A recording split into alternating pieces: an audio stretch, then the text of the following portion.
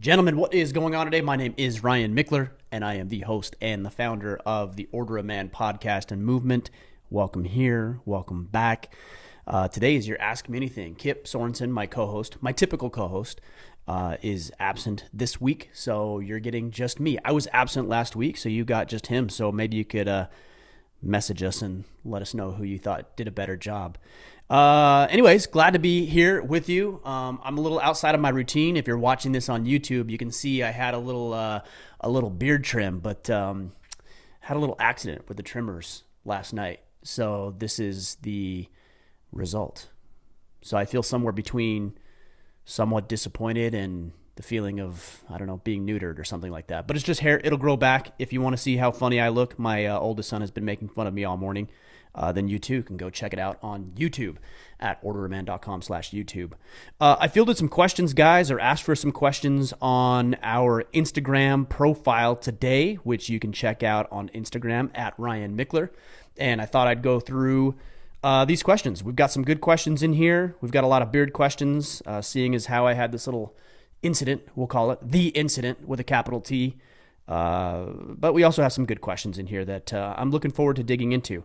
One thing I do want to mention to you guys is for the month of February, inside of our exclusive brotherhood, the Iron Council, we're going to be talking about formulating and planning, crafting your perfect, your ideal day.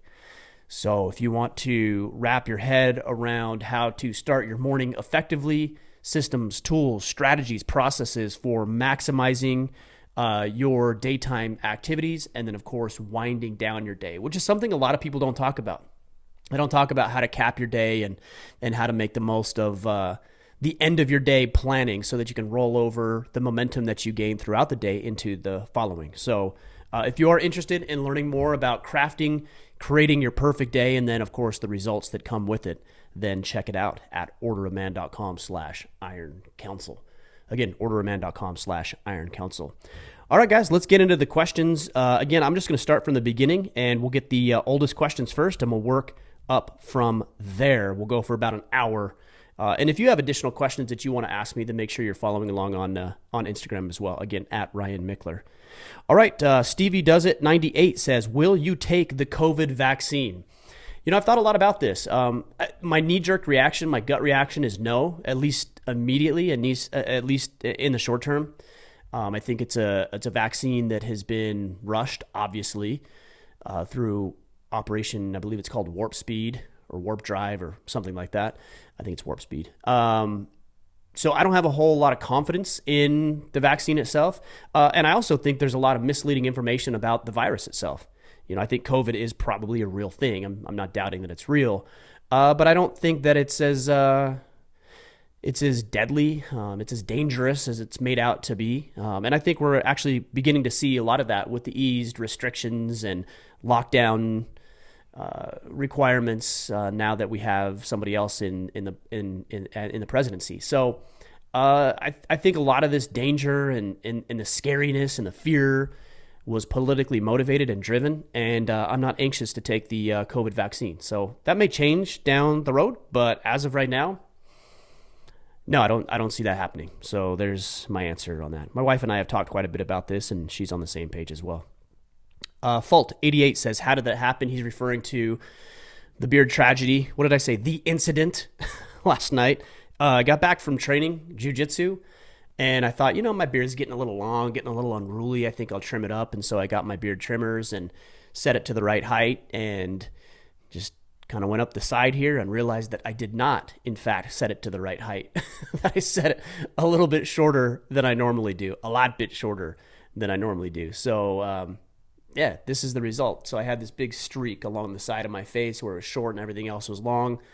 So what do you do in a situation like that? You just keep rolling with it. So I went with it. But as you can see, left the stash. I had a buddy say that maybe I should just shave it, get a van, black out the windows, or even better, a van with no windows, shave the rest of it, leave the mustache, and I'd fit right in with some unscrupulous characters.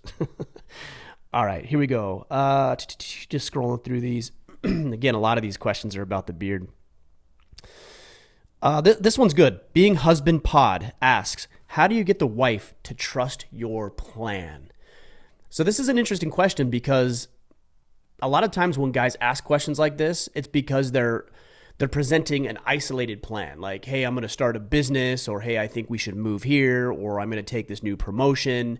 And so there's these isolated incidents that these guys are very focused on, right? So like, how do you get your wife to trust this plan that you have?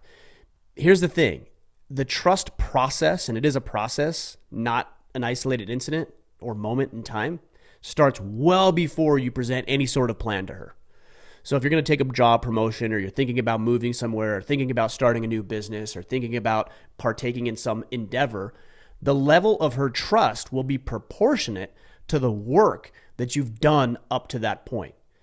And frankly, that could be years and years and years of her seeing you execute, seeing other plans that work, seeing how hard you work, seeing that you're going to follow things through to the end, seeing that it's in her and the family's best interest.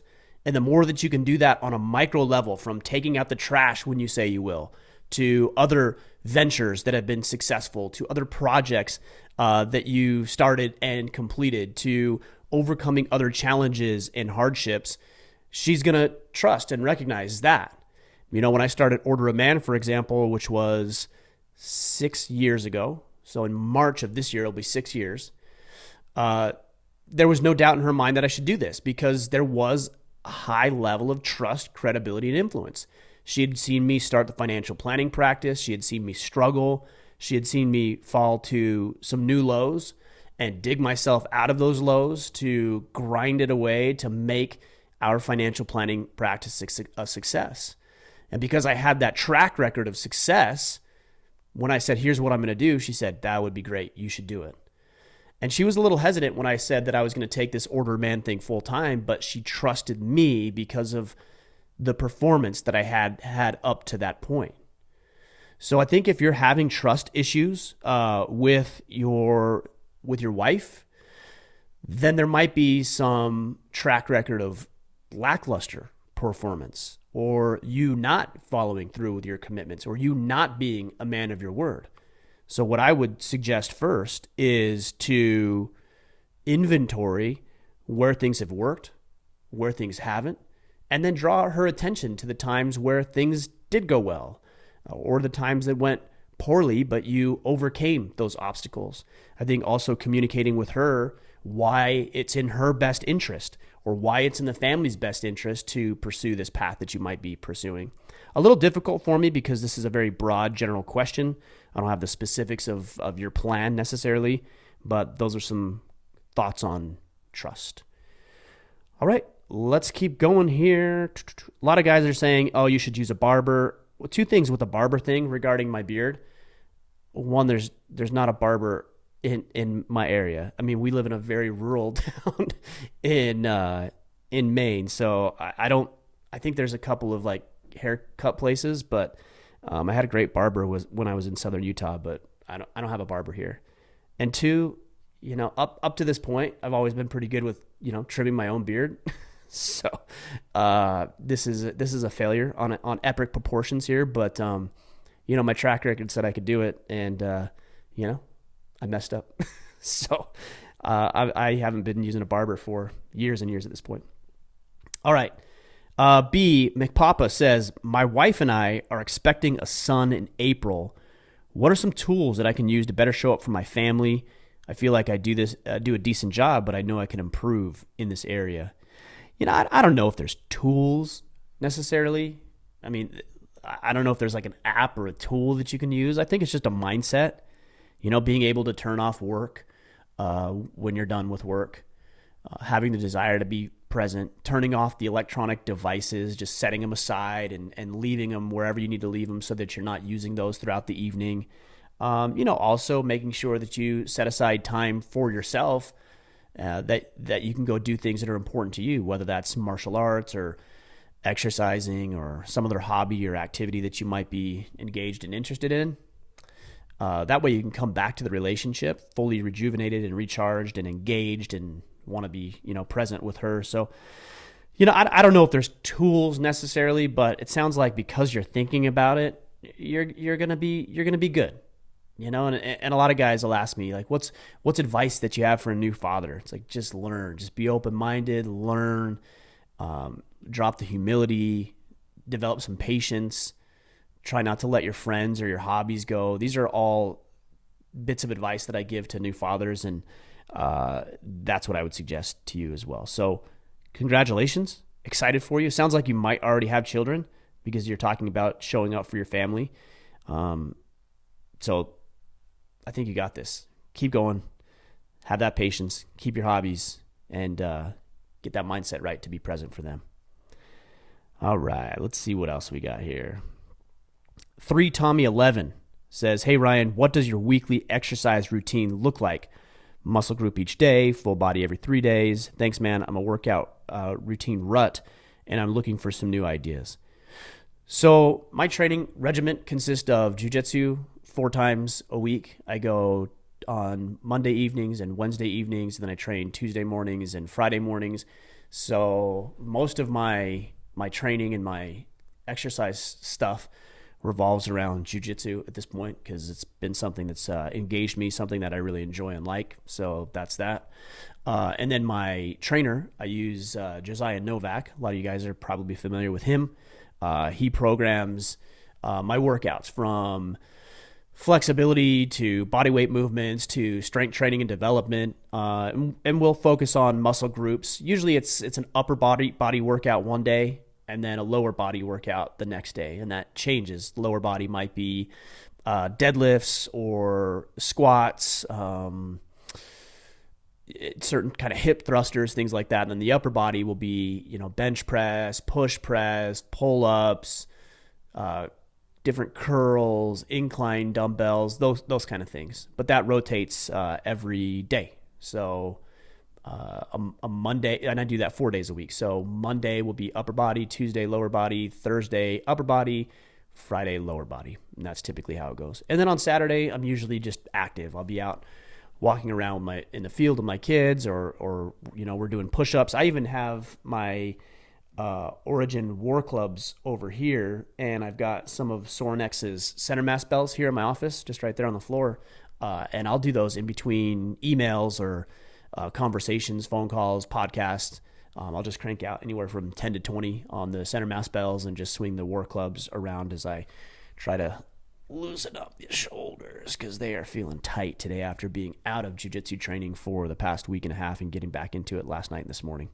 So, yeah. Eddie Gallagher, he says he did the same thing with his beard about a month ago. His kids hated it. Yeah, my youngest, I forgot that I had done it when I woke up. My youngest was looking at me, and he was like, and I couldn't tell, he was looking at me weird. I couldn't figure out why he was looking at me so weird. He was like staring at me. And then I realized, it's because I shaved or trimmed, and he didn't recognize me or something. So they're not quite adjusted to it. They may not be, because I'm going to grow it back out. All right, Brett Hawk 24. This is a very interesting question. He says, how do you justify your faith and being Christian with cussing or cursing? I'm not accusing you. I'm a devout Christian myself, and I struggle heavily with cussing. The Bible condemns cussing or cursing, but for a reason. What do you think? Well, look, here's the reality. I do all kinds of things on a daily basis that would be hard to justify in the Christian faith. It isn't things that I deliberately set out to do. It's just the natural man. We go out and we mess up because we're imperfect, and that is life. With cussing and cursing, I've thought about this a lot. What is a curse word? What are words in general? They're just noises that we make. And so I think really it's the context in which we use it. So I do make, believe it or not, a conscious effort not to curse. I think it can be used as a crutch when it comes to speaking, but I also think it can be used as a tool to illustrate and communicate a point. And if you're just cursing every other word, and there's guys that I've had on the podcast, that you're very familiar with, that do curse every word, and I think it diminishes and distracts from the conversation they may otherwise have. But a well-placed, intentional, thought-out curse word occasionally, I think, can really drive a point home when necessary. So, again, I try to make a conscious effort not to curse because I don't want to rely upon that crutch, and I think human language is important. I think the way that I communicate and present myself, seeing how this is my living, is communicating with other people, then I do try to be very deliberate and intentional about the words that I'm using. I also know a lot of you guys are having your children listen to this podcast, and I hope you're being selective on the podcast that they listen to. But I would like this to be a podcast where your young son or young daughter could listen to this, and you would feel comfortable with them having listened to this. So again, it's, we all fall short of our ideals. We all fall short of where we want to be and how we want to perform and how we want to show up. And I think the thing that you can do is be intentional about why you're using certain words or why you're engaged in certain activities. And when you mess up or fall short of your own goals and ambitions, then you make amends. I mean, you're talking about Christianity, so you go through the repentance process and you make a plan to improve and get better at every facet of life, whether it's cursing or some other behavior or activity that you might be engaged in that is not serving you well. So I do, again, make a conscious effort not to, but it happens. And it's also impacted heavily by whom around. I've noticed that. We are very, very influenced by our environment and the people that we're with. So if I'm with a bunch of buddies who are cursing, it's more likely I will. So keep that in mind and be around the people. Again, I don't think cursing is catastrophic. I don't think it's a huge deal, but it's something I try not to do. But there's other things that you might be involved with, maybe stepping out on your wife or getting into some sort of an addiction or stealing, all kinds of things, lying, cheating, stealing from your clients. That, definitely your environment's going to impact and influence those things. So be around the right people for sure. All right, so this is from Ramos W13. I must confess, I've been listening. Hold on one second here. I've been listening since episode 11 and just ordered your book. I've been doing a lot of growth mentally and physically over the past year. And as I prepare for the next journey in my life, new career, and possibly new city, I wanted to know, what other reads do you recommend for mental toughness and gentleman guidance? Well, Gentleman Guidance, Art of Manliness, Brett McKay has some great stuff that you can check out. Mental Toughness, there's a book called Grit. I believe it's by Angela Duckworth, I believe. Don't quote me on that, but I believe that's who it's by. You can check out that book. I'm always hesitant when it comes to topics like this. What book would you recommend? Actually, I think the better thing that you can do is, instead of reading a book, and guys, I'm a huge advocate of reading books. Obviously, I've got a bunch behind me. I've got some over there. I've got a bunch sitting on my nightstand. I'm reading constantly all the time because I want to put that stuff into my brain, into my daily life. But in this case, I mean, what other books would you read for mental toughness? Well, you're not gonna get a whole lot from a book. Like, go put yourself in a difficult situation. Not dangerous, okay? But difficult. Go to jiu-jitsu. Go to a gym. Sign up for some sort of physical event. Go to a public speaking. Go to a networking event. Like, just push yourself. Reading is important, and you should read, and there's a couple of recommendations that I gave you, but like, go out and do something. And that's how you're going to develop grit. Not by sitting there reading a book. Reading is great as long as you apply it. So what I would suggest is that you actually go out and you do something hard, something that puts you in an uncomfortable position, and something that you have to claw and fight and scrape your way out of, or get better and improve so that you can make yourself capable of dealing with that circumstance or that environment. A lot of guys will ask, like, I'm not confident with my public speaking, so how do I get better? You go speak in public. And I'm not saying go speak to 5,000 people, but you go to a networking function where you're talking to 1 to 2 to 3 people at a time. Well, Ryan, I'm just not good with women. How do I get better when I talk with women? Go talk with women. That's how you get better. And you look for feedback and you improve and you get better. How do I get better in being assertive? Because I made a post on Instagram the other day about being more assertive. Well, Ryan, how do I get better at being assertive? You quite literally become more assertive. When somebody asks you, hey, where do you want to eat? You tell them exactly where you want to eat. Or you even suggest it before they ask you. Hey guys, I'm thinking about going to Johnny's restaurant. we're going to go on Wednesday at noon. Do you want to go?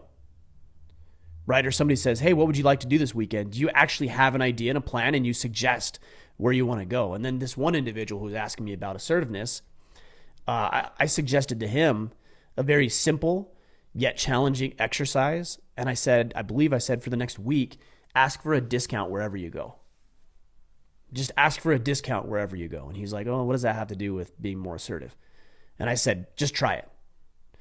Just go ask for a discount everywhere you go and see if you don't become more assertive. Of course you will, because it's awkward and it's uncomfortable and you don't want to do it. You feel weird. And that's exactly why you should do it, because it's an exercise in communicating and not being freaked out about a weird or awkward, uncomfortable situation. That's going to help you be more assertive.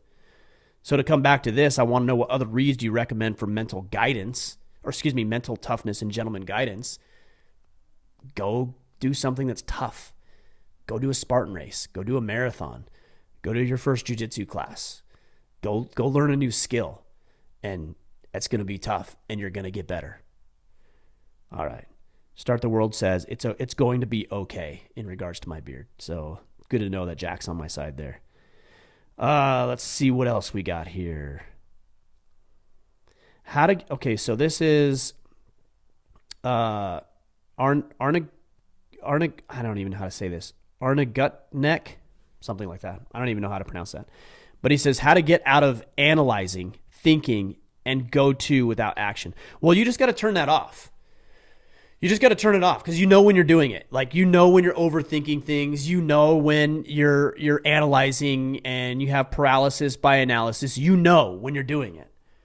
And so the thing that you have to do is say, you know what? I'm going to stop doing this. Right? You're in this pattern. You're in this rut. You got to change it, and you got to be abrupt about it. I'm going to stop thinking about this thing, whatever this thing is, and I'm just going to decide. Well, right. How do you do that? You just decide. That is the answer. If you're faced with two options and two choices, I mean, there's things that you can do, right? You can read about those things. You can study. You can research. You can analyze. You can take a course to learn more about this information. You could ask people who have gone through similar circumstances and experiences. You can do all of that, and you should do all of that. But at the end of the day, you've just got to decide. The other thing I would consider is getting better at making decisions on things that are seemingly insignificant. So if you're faced with going to dinner and you're wondering between two options, just choose the first one. That's it. Just choose the first one. If you're on a hike and you're wondering, oh, should I go this way or to this hike or that, or what should I do? Just pick one. Literally, just any, mini, miny, mo. I don't care. Just pick one, because it's not going to have a big relevancy in your life, and it will help you get better at making decisions. But you know when you're doing it. In fact, you're probably doing it right now just because you're asking that question. You're probably in your head, you're thinking, you're analyzing. I get it, because I used to be in this situation. I used to do the very same thing. And the way that I got over it is I just started making decisions. And there's a follow-up to that too. You have to analyze your decisions. Like, it's not enough just to make a decision and then be good at making decisions. You have to make a decision, then you have to act, then you have to review it. Because if you don't review it, you don't actually know if you made a good decision or not. So make your decision, get to work, review it, and then you'll know, oh yeah, that was a good decision. Oh, that was a bad decision. So next time I need to make a decision, I'm going to do something else. But this is the 3-step process to get out of your head. Decide, act, and review it. And then do it all over again. Excuse me. This is from Jay Greeny Green. He says, or she says, I guess, I don't know. How to start the conversations with my son, 21 and 12, about, so it's him, because he says, about my failings as their father. So 21 and 12. Your conversations with Bedros really forced me to take a look at those missed duties and opportunities. Well, look, I think you just start with an apology. But it's got to be specific. Right? Because, listen, we've all had somebody who said, I'm really sorry. And you say, well, what are you sorry about? And they're like, I don't know, I'm just sorry. Well, that's not a real apology. because it's not thoughtful. That individual hasn't thought about anything. My kids will come to me and they'll say, "Sorry, Dad, I'm really sorry about earlier." I'm like, "Well, okay, well, what are you sorry about?" I'm just sorry." It's like, try again. You're not really sorry. But if they came to me and they said, "Hey, I'm sorry about, my attitude towards my siblings." Okay, that's more legitimate. That's more credible. So what I would suggest is you're looking about how your performance has been as a father for your 12 and 21-year-old sons, that you would really begin to identify where it is specifically and exactly where you've fallen short. What I don't want you to do is say, "Hey guys, look, I'm sorry, I haven't been a great dad." What does that mean?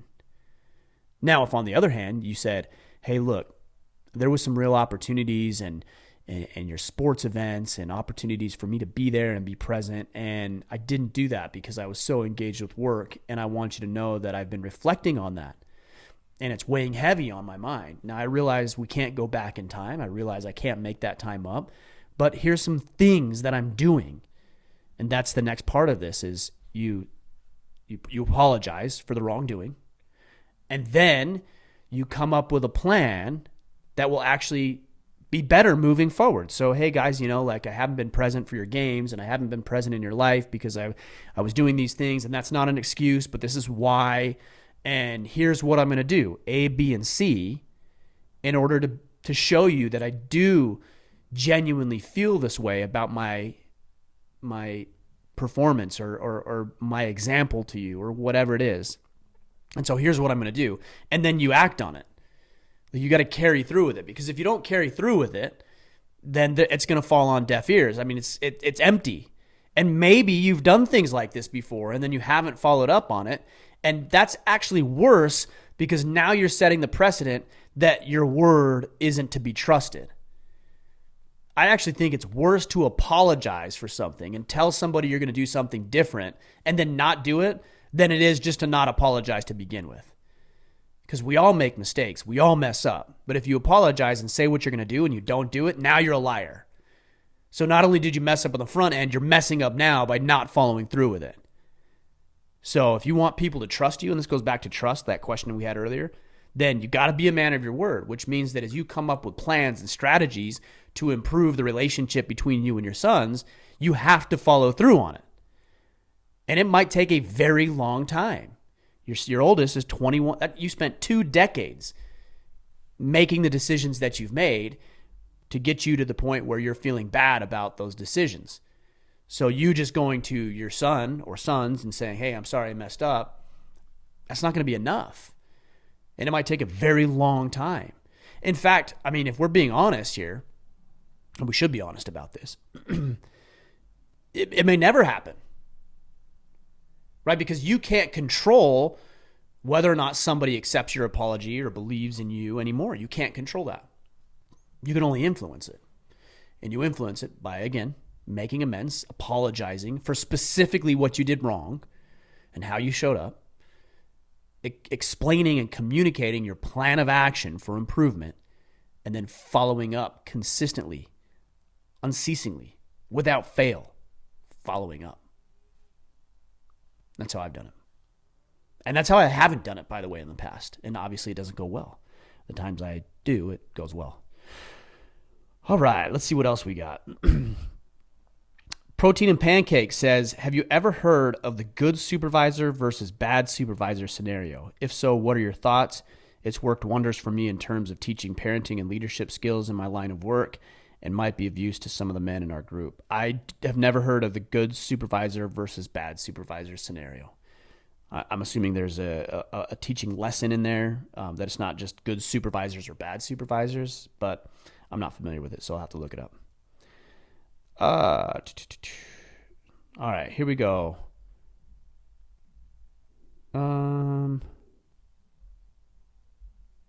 Okay, so this is from Geo Claire, I think is how it's said. "I think a great financial program for the group would be beneficial. I'm not a financial guy, so don't think I'm trying to plug anyone here, but I bet COVID finances are causing some family disruption. I know we've personally been hit pretty hard. Just a suggestion instead of a question." Yeah, I mean, I think finances are important. We had Chris Hogan on the podcast. We've had other incredible men on the podcast to talk about finances. I don't know about a finance program necessarily. We do have a program inside of the Iron Council. It's our financial assistance program where members of the Iron Council contribute to a financial assistance fund. And then if existing members are falling upon hard times financially due to COVID or anything else, then they can tap into that fund. The only thing we ask in return is that when they get back on their feet, they pay it forward and contribute to the financial assistance fund when they get back on their feet. So, I mean, that is one thing we offer in the Iron Council. But as far as a financial program, I think there's enough programs out there. You know, I look at it, my job is to curate a little bit in a way. So I'm going to find other programs, other people, other books, other information, and then I'm going to plug them into what we're doing. And then if you need some sort of financial information or insight, then all those resources are available. We are also, and I talked with my assistant / logistics coordinator / podcast booking extraordinaire. We haven't given her a title yet, but she does a tremendous job and she does a lot for us here. So I have talked with her briefly about getting involved in a charitable organization or creating our own, which is actually something we might be doing this year as well. All right. Austiny36, what are your thoughts on rugby? I'm not real familiar with rugby, but I think it's badass. I think the guys that I see play rugby are tough and hardened and gritty and badasses. But I don't know the rules. I don't know the sport. I've never played. I would, if somebody wanted to get a pickup game of rugby, like, let's go do it. But not real familiar with rugby, but it looks awesome. Let's see what else we got here. 221 Be Tactical says, what would you say the rite of passages for a young man entering adulthood in America is today? Many cultures have this. Do we? I don't think we have something that's just built in. I mean, outside of military service, sports, other programs in the past like scouting, things like that, I don't think we have anything built in, which is actually part of the problem.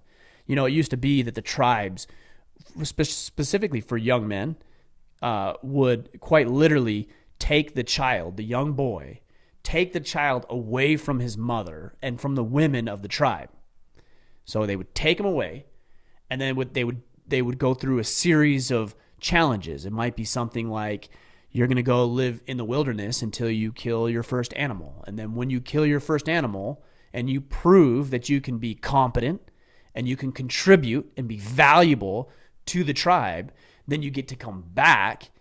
And then whether it's a tattoo or a scar, there's usually some sort of marking that says you have been initiated.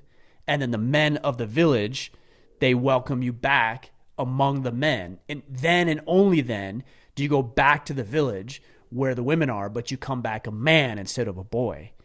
And I think that's very powerful. I think we should have things like that. And unfortunately, we don't. I've got a series of rites of passages that I go through. You can go back and type in rite of passage in this podcast, a series of rites of passages for my children, my sons and my daughter. And my oldest has been on 3 because he's 12, so we do it every 2 years. And then my second has done 2 since he's 10. And then we haven't done any for the others because they're not 8 yet, and that's when we start. So we go through a series of rites of passages. But yeah, unfortunately, there just isn't anything. There isn't anything. And so we have to create it. That's part of the reason that I wanted to create the legacy event. It's a father-son event, and we can bring these boys in and teach them and challenge them physically, mentally, emotionally, and put them in challenging and difficult circumstances with their fathers, and then allow them to do things that they did not previously think themselves capable of. And that's actually part of a rite of passage. It has to be hard. It has to be challenging and demanding. And they have to take pride in knowing they completed it. If it was easy, there's no pride that comes from that. So, yeah, it's just not there. Unless, again, military, sports, things like that. So we have to, I was going to say fabricate, but it's not about, that seems fake. But we do have to create these moments and these opportunities for our young men. It's a big problem in society, actually, because we got a bunch of adult males, not men, adult males running around. They've never been initiated. They've never done anything difficult or demanding or challenging. I remember, for example, when I joined the military, I'd played sports at that point when I joined, I was 18. So I'd probably played sports for 13 years, 14 years of my life. And competitive, organized sports, whether it was a city league or through schools, other programs. And it was interesting when I went to basic training because I could see who had played competitive sports and who hadn't based on what one of the soldiers there could handle another grown man getting in their face and yelling at them. Like when basic training was easy. I mean, it was long. It was boring. We had to wake up early and we had to sit around a lot. And, it was physically demanding and challenging. But it wasn't like mentally tough. It wasn't taxing that way. It was actually very easy that way because I'd already been initiated. Like my coaches would get up in my face and grab me by the face mask and jerk my head around because I missed a block. I had another coach who I think very highly of, Matt Labram. He's been on the podcast. In fact, we're still in touch and still have a great relationship. I think very highly of him. I mean, he would just, he would yell, but the worst thing that he could do was he would just put his head down and just walk away, and you just knew how disappointed he was. So I was initiated through sports. And so when I got to basic training, it wasn't hard. But I saw these 18-year-old, kids who had never had somebody in their face, in their grill, yelling at them, spitting on them as they're chewing them out for doing something stupid. And these kids quite literally broke down. So, yeah, it's men need to be initiated. That's what I'm doing with my children. They need to be initiated. It just doesn't happen on its own, and society seems to reject it. It's funny. I listened to Mike Ritland's podcast. In fact, I don't think he's come out with a new one for a while, but I think he talks about, if I remember right, when he has his SEAL guests on or other special operators on, he'll talk about their favorite hazing memory. And hazing is a swear word now, right? You can't haze people.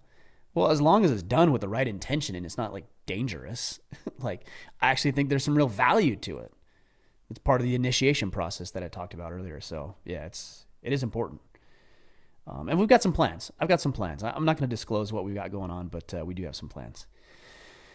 All right, let's see what else we got here. Hold on one second. Just scrolling through all these beard comments here. All right, so here's one from I don't even know how to say this. SPIESMJ. Top 5 things a man can do to support his wife and new child right before and after post-child birth. You're doing it, man. You're already probably doing it. Congratulations. You're expecting your first baby in mid-March. Congratulations on that. Again, because you're thinking about it, you're already doing it. You just be supportive. You just love on her. You support her the way that she can. You help her out. You assist her. Patience is going to be a big thing. That was a struggle for me, especially when we had our first couple of children, is just being patient and tolerant and understanding of what she might be experiencing. I was going to say understanding of what she is experiencing, but how could you understand? We never have to go through it as men. Contrary to the doctrine of popular culture, men cannot have babies, okay? So men have never experienced childbirth. We have experienced it through our own lens, but not the actual act of bringing a child into the world, okay? Let's be clear on that. I think everybody listening to this podcast can attest to that, but there might be a few who are questioning, so I just want to be very clear. Men don't have babies. But yeah, you just support, man. You just love. You just be patient. You help out where you can. If you don't ask her, hey, what can I do to help? Just identify what you can do to help. It's always funny when somebody says, hey, what can I do to help? Like, do you really want to help? Because if you really did, you would probably actually just figure something out, identify it, and then say, hey, I noticed X, Y, and Z. I'm going to go ahead and take care of this. Or you wouldn't even say anything about it. You just go do it. So if the dishes need to be done or the house needs to be straightened up or there's some projects that, maybe haven't gotten done around the house that would be a good time to get it done, especially as it makes things more easy and convenient for her with a new baby, then you do it. And you don't ask because that's just putting more workload on her plate. You just do it. Just get after it, man. Congratulations. It's a challenging time, but a very, very rewarding time. I've got 4 kids, and like I said, it's challenging, but it's very rewarding as well. All right, Roaming Moto says, I have a 5-year-old girl and a 2-year-old son. Sometimes I find myself losing my cool when the house gets hectic. Welcome to the club. I get the same way. I'll get pretty ramped up when they are not listening or when there's compounding issues with their craziness. I try really hard to remind myself that they are tiny little humans. Not only, hey, look, I'm going to read the rest of this in a minute. Not only are they tiny little humans, they're tiny little clones of you. So think about that when you consider the way they're behaving. But sometimes I feel like driving my head through a door. Totally. What are some ways to keep your cool and remain level when the house feels like it's coming unwound? Well, there's a lot I think you can do here. And I have these same issues, Roaming Moto, so I know where you're coming from on this. Look, I tend to have to detach a little bit because I do get heated and I do get upset. And then I say things and do things and come across in a way that isn't conducive to the type of relationship I'm trying to create with my children. So I will quite literally disengage. I'm not talking about leave for the night or the weekend. I'm not talking about that. But I might go outside and do a quick walk or just take the dogs to the bathroom or go to the basement and, organize my tools, like where I get some semblance of quiet and the ability to organize my thoughts and where I'm coming from. That's what I will do. And then I will come back into the dialogue and the conversation that needs to be had. I don't sweep it under the rug. It needs to be had. But I want to make sure I'm coming from the right place. So if you always remember what is your objective with raising children, your objective is actually not to have a clean house. Like your objective in raising the kids is not for their bedroom to be clean. That's part of the raising process, but your objective is to raise good little human beings. So keeping things tidy and neat and organized and clutter-free is actually part of raising good little humans. So it's not that I want you to have a clean room. It's my overall objective is to raise you to be this good and decent and capable, strong, assertive, bold person, a person of character. And part of that means that we do these things. And so if I always keep my eye on what it is I'm after, not the clean room or the clean house, but raising righteous little children that are going to go out and produce and add more value than they take away, then making sure that I'm communicating this and teaching them why this is important is going to be a critical thing. The other thing I would say is that you have boundaries. If the house is getting chaotic and hectic and things like that, then maybe there's some boundaries that can be put in place before it gets to that point. If their toys are scattered everywhere, maybe you tell them, hey, your toys have to be isolated to this certain room. And if I find toys outside of this particular room, your bedroom or the living room, family room, wherever you're doing your thing, then I'm going to take those toys and I'm going to donate them to Goodwill.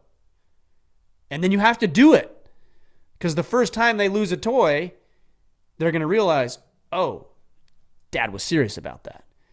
So you create the boundaries, you communicate the boundaries, and this is the hardest part, the third tier of this.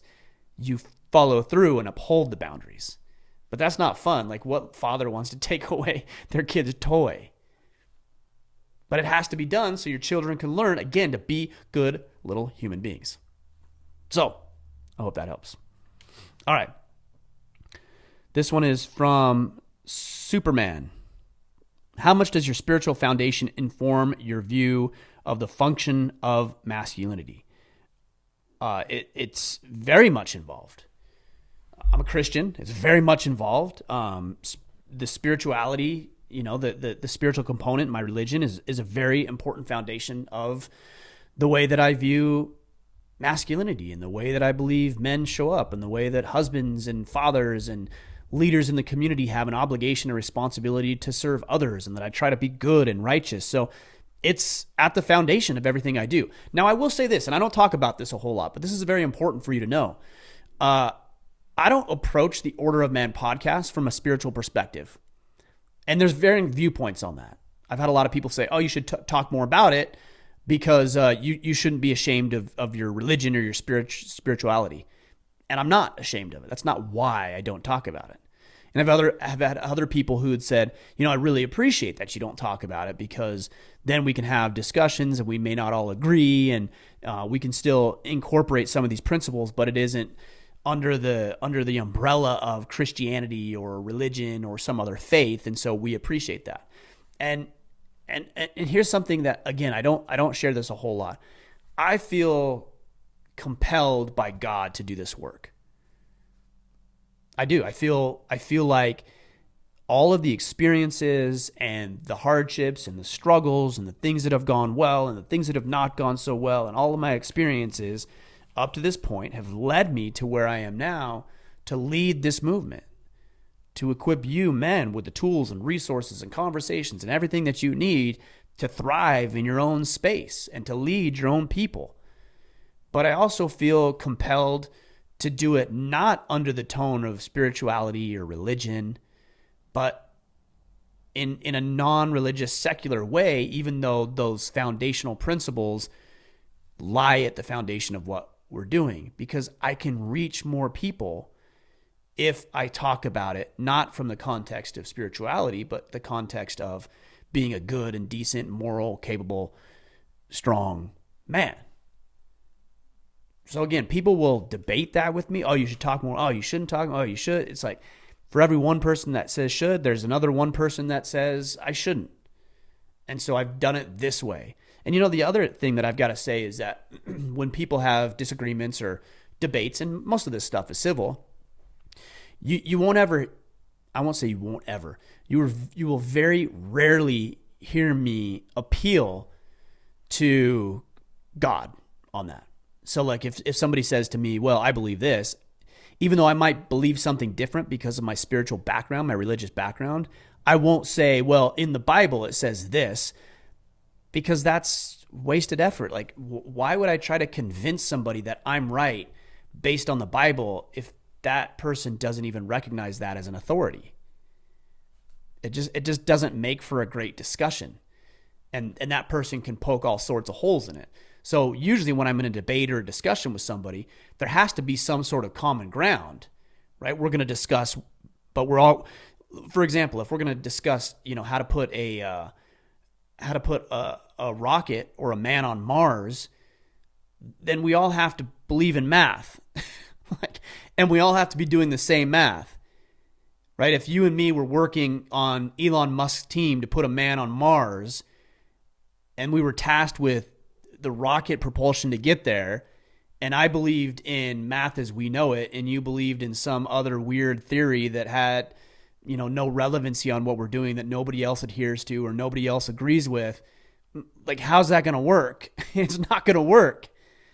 So as much as I feel compelled by God to do this work, I feel compelled to come at it from this approach, because we can reach more men and we can have a greater impact on not only their lives, but their families and their communities and their neighbors and coworkers and every other person that they interact with.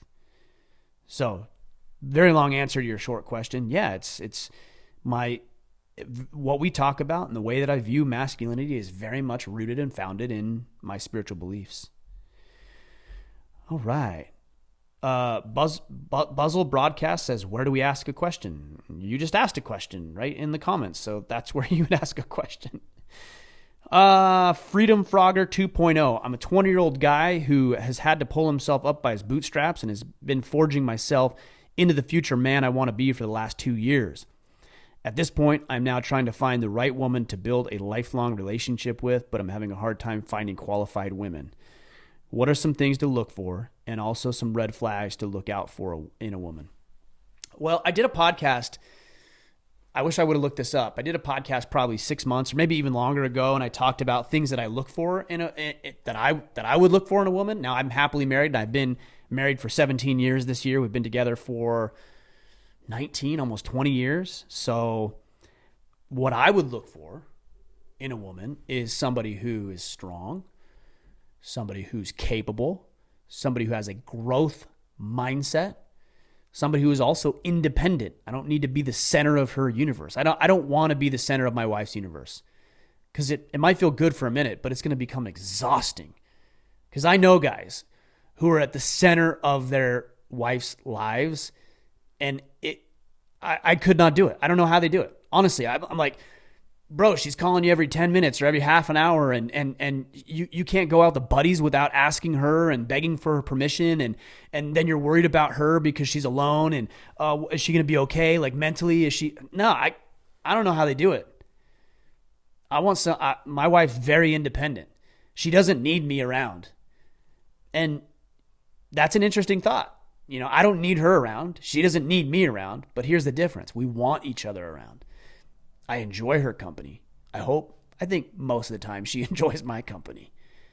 But we don't need each other to survive. You're my everything. You complete me. No, there's other stuff I have too. My kids are a big part of that. This movement is a big part. My work, my career, my hobbies, activities, interests. That's a big part of completing who I am. And it's not like she is the one piece of the puzzle. She is a piece. She's a critical piece, but she's a piece of the puzzle. And I think that's what we need to be aware of, and that's what we need to look for in a woman. I would say red flags are drama. I have no time for drama in my life. None whatsoever. I don't want it. I'm not interested in it. I don't have time for it. And so if you have a woman who has drama of any kind, baggage, emotional baggage, past boyfriends and relationships that are, toxic, and I don't want to deal with that. And I don't think you should want to deal with that either, because it's going to create a strain on an already challenging endeavor. Partnering with somebody for the rest of your life. That's a challenge. That's a struggle. Every day it's a struggle. It's a fulfilling struggle. It's rewarding. It makes me a better man, but it's still a challenge. So if you see any sign of drama, fidelity issues, that's a deal breaker for me, because that's indicative of character flaws. I think you know what they are here. The hard part is guys will say, and I see this all the time in the Facebook group, oh, but I love her. I love her. Love somebody else. I know this sounds harsh, and there's going to be people who think I'm being a total jerk right now. And you know what? So be it. I'd rather be viewed as a jerk than be miserable in my relationship. So love somebody else. There was a guy, for example, he said, he was in the Facebook group just about a week ago. He's like, hey, I've got this woman I've been dating. I really like her. That's the verbiage he used. I really like her, but she's got 5 kids, and I don't know if I want 5 children, and it's hard. And he was talking about this like he didn't want it. And I'm like, yeah, well, you probably ought to listen to your gut. And some people say, well, Ryan, you don't think you should be with her just because she has kids? I think he should be with her or not with her for whatever reason he wants. People say, it's so funny, this again, it's about society. Everybody's supposed to be tolerant and embrace and just acquiesce to everybody else. Look, if you don't like blondes, don't date blondes. Oh, well, I can't believe you don't like blondes? What's up with that? It's just a preference. And if a woman has 5 kids and you really like her, but you're not sure that you want to be a father and deal with, frankly, you're going to have to deal with everything that goes into that. You being a stepfather, the discipline issues, her ex, the kids' father. You're going to have to deal with all that. And if you're not up to it, that's reason enough. But if you are up to it, and here's the counter to that. If you are up to it, then be the best dad that you can be. Kit, my co-host, he's a stepfather. But he doesn't say, these are my step kids. He's like, these are my children. And he was up to that task and up to that challenge. And his wife and children and stepchildren have a wonderful relationship. They have a wonderful family. And I commend him for that. So it's really a personal preference. I know I'm getting off tangent on what you talked about, Freedom Frogger. But I think those are some things that I would look for and some things that I would avoid. All right. Let's keep going here. How are we doing on time? All right, I'll take a couple of more. Hold on one second. Let me find some.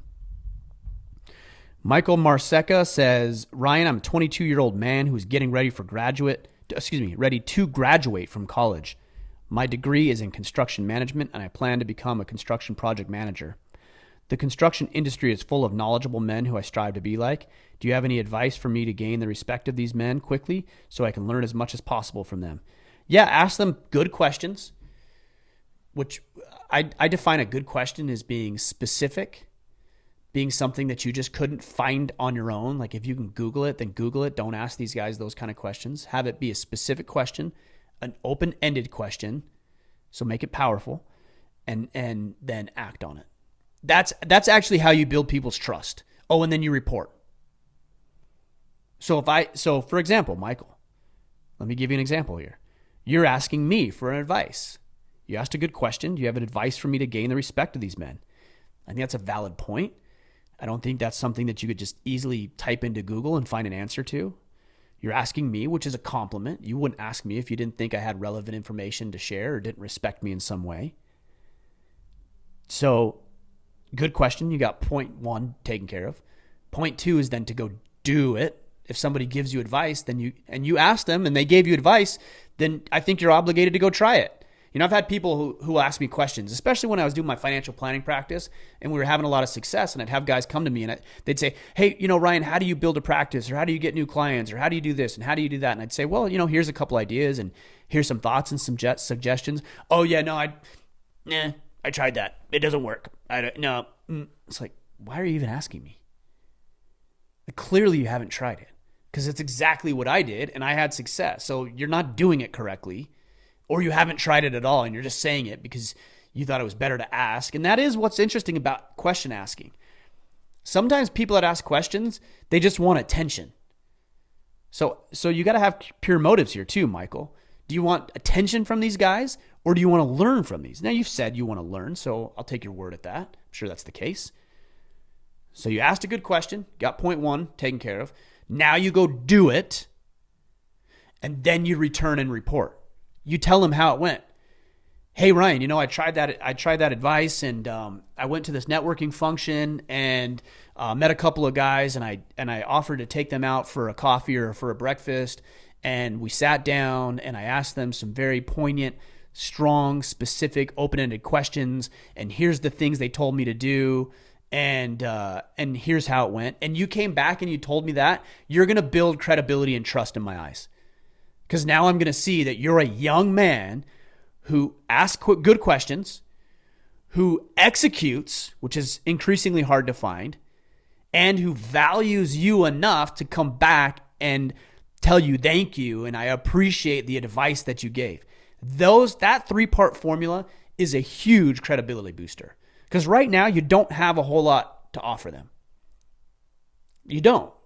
Like, what are you going to offer somebody who's been in construction management for the past 20 years and you just graduated college? Nothing. No connections, no on-the-job experience, nothing. So the value that you offer is making that individual feel important and feel wanted and feel excited to actually give you advice. One of the worst things that can happen is that you ask somebody for advice and they give it to you, and whether you implement it or not, you just never follow up. You just ghost that individual. Why would you do that? You got part of the equation. So again, the three-part formula is asking good, solid, powerful, specific, open-ended questions, doing the work, actually doing what they tell you to do, and then returning and telling them exactly how it went and thanking them for getting you on the path. That's how you build trust. Let's see what else we got here. I'm looking through these comments, the beard comments. So, all right, here's an interesting one. We'll take one or two more.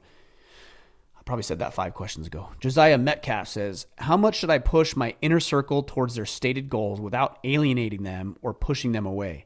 How do you suggest encouraging them through support instead of offering leadership management of their progress? Well, leadership doesn't mean you're directing them. That's not what leadership is. Leadership isn't like, do this, do that, do this, do that. That's not leadership. Leadership is getting an individual to go to a place that either he or she could not have imagined or was not capable of going on their own. And sometimes that means you do need to prod. Sometimes you will. Like with my children, I got to poke a little bit. I got to prod a little bit. And other times it means you need to be out front and you need to be leading by example. And other times it means you just need to get out of the way. Think about that. You're leading by getting out of the way. If I give my children a directive or an objective and I ask them, how are you going to complete this? What is it that you're going to do? Okay, good, go. And I just get out of their way. I free the path for them to step into that thing and execute and learn and receive feedback and fail or win and get better because they went through that entire process. So the thing I would be careful of doing though, Josiah, is I'd be very careful of offering unsolicited feedback. It's a dangerous game. It just doesn't work. It might work in rare cases, but not always. So when you say, how much should I push my inner circle towards their stated goals without alienating them or pushing them away? Have they asked you to do that? If they have, then I think you're in the right to do that. If they haven't asked you to do that, then no, I don't think you should, because you're offering unsolicited feedback and it doesn't go well. So I think the best thing that you can do is ask good questions. This goes back to the question from earlier. Ask them good questions. Josiah, if you were in my inner circle and I know you wanted to thrive and win, but you hadn't given me permission to give you insight, I would say, hey man, so what are some of your goals this year? I'm going to do X, Y, and Z, and I'm building this and starting this. I'm going to create this business. What are you doing? And they say, well, I'm going to lose 50 pounds. Oh man, that's awesome. I actually need to lose a little bit of weight too. So what's your plan? How are you going to do that? Oh, well, I just started this training program, or I just bought this gym membership. Oh, that's cool. I need to lose 20 pounds. Do you mind if I come work out with you? Or we train together? That's a great way to get them going, right? They're like, oh, cool. Now they have, and if he's like, maybe he doesn't really want it, or maybe they're not really moving towards that direction. But if you say, hey, can I come with you? That's accountability now, right? So now you've built in a level of accountability. And then because you have the accountability, if again, Josiah, you're in my inner circle and you don't show up, I'm going to shoot you a text. And I'm not going to say, you need to be here on this date and this, because that's not my place. But I might say, hey bro, I missed you at the gym this morning. I got a good training in. Missed you. Hope all is well. Everything okay? That's it. That level of accountability is really going to separate the wheat from the chaff, as the saying goes, right? It's that's how you're going to know if this individual is very interested in this or not. So I hope that gives you some ideas on how to encourage your inner circle. All right, last one here. Okay, this is a good one to end on. This one's from excuse me, let me try that again. Sharpster. There we go. Sharpster7. He says, what would you say is a great way to be detached from your emotions? First of all, I don't think we should detach from our emotions, so I'll explain that in a minute. I know emotions aren't necessarily bad, and obviously we'll feel them, but sometimes I get easily demotivated and down, and I'll feel worse if I don't make my day productive. I have the mentality of I can still get stuff done, but I'd like to accomplish more and not let my emotions deter me. So I don't think you should detach from your emotions. And I think this is becoming increasingly popular. And part of the reason is I know you guys listen a lot to Jocko and Echelon Front and Andy Frisella and some of these guys. And Jocko talks a lot about detachment, right? But he's not talking about detachment from emotions. He's talking about detachment from the scenario. And you have to detach from the scenario. And I think what also is happening here is you're giving your emotions too much weight. That's what it sounds like to me, right? For example, I'll read this last part of this. I have the mentality of I can still get stuff done, but I'd like to accomplish more and not let my emotions deter me. You're giving your emotions too much relevancy. Emotions are a factor. They're a metric. They are not the only metric. So if you're feeling bad and down about something or guilty about something, then that should be looked at as a metric to figure out the path moving forward.